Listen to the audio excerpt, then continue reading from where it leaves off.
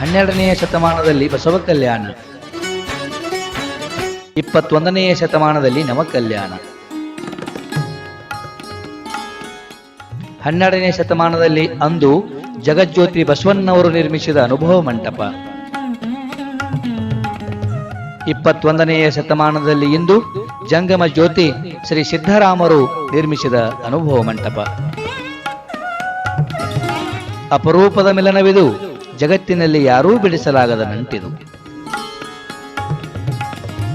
ಸುಕ್ಷೇತ್ರ ಮುಗಳಖೋಡ ಪುಣ್ಯದ ಭೂಮಿಯಲ್ಲಿ ವಿವಿಧ ಧರ್ಮಗಳ ಮಧ್ಯದಲ್ಲಿ ವಿಶ್ವ ಮಾನವೀಯತೆಯ ಸಂದೇಶ ಸಾರಿದ ವಿಶ್ವವಿಭೂತಿ ಜಂಗಮ ಜ್ಯೋತಿ ಶ್ರೀ ಶ್ರೀ ಮುರುಘರಾಜೇಂದ್ರರ ದಿವ್ಯ ಸಾನ್ನಿಧ್ಯದಲ್ಲಿ ಅನುಭವ ಮಂಟಪದ ಲೋಕಾರ್ಪಣೆ ನಿಮಿತ್ತ ಶ್ರೀ ಶ್ರೀ ಶಿವಯೋಗಿ ಸಿದ್ದರಾಮೇಶ್ವರರ ಸಂಕಲ್ಪ ಯಾತ್ರೆ.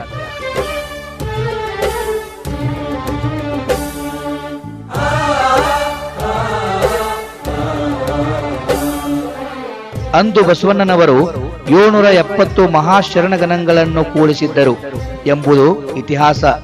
ಇಂದು ಮುರುಘರಾಜರು ಮತ್ತೊಂದು ನವ ಇತಿಹಾಸ ನಿರ್ಮಿಸಿದ್ದಾರೆ. ಈ ಅದ್ವಿತೀಯ ಉತ್ಸವ ಅನುಭವ ಮಂಟಪದ ಲೋಕಾರ್ಪಣೆ ಸಮಾರಂಭದ ವೈಭವ. ಶ್ರೀ ಶ್ರೀ ಶಿವಯೋಗಿ ಸಿದ್ದರಾಮೇಶ್ವರರ ಸಂಕಲ್ಪ ಯಾತ್ರೆಯ ಆ ಕ್ಷಣಗಳು ಹೀಗಿವೆ. ಈ ಸತ್ಕಾರ್ಯ ನಿಮಿತ್ತ 3 ತಿಂಗಳ ಬಸವ ಪುರಾಣ. ಇದು ಶಕ್ತಿಯ ಅನುಭವ ಮಂಟಪ. 360 ಶಿಲಾಕಂಬಗಳನ್ನೊಳಗೊಂಡ ಈ ಅನುಭವ ಮಂಟಪದಲ್ಲಿ ಮುಂದೊಂದು ದಿನ ಯಾವುದಾದರೂ ಒಂದು ಕಂಬಕ್ಕೆ ಭಕ್ತಿಯಿಂದ ಕಿವಿಯಿಟ್ಟು ನಮಸ್ಕರಿಸಿದರೆ ಶ್ರೀ ಯಲ್ಲಾಲಿಂಗ, ಶ್ರೀ ಸಿದ್ದರಾಮ, ಶ್ರೀ ಮುರುಘೇಂದ್ರ ಎಂಬುವ ನಾಮವನ್ನು ನುಡಿಯುವುದರಲ್ಲಿ ಸಂದೇಹವಿಲ್ಲ. ಲಕ್ಷಾಂತರ ಭಕ್ತರಿಗೆ ನಿತ್ಯ ನಿರಂತರ ಜ್ಞಾನದಾಸೋಹ, ಅನ್ನದಾಸೋಹ ನೆರವೇರುವುದು.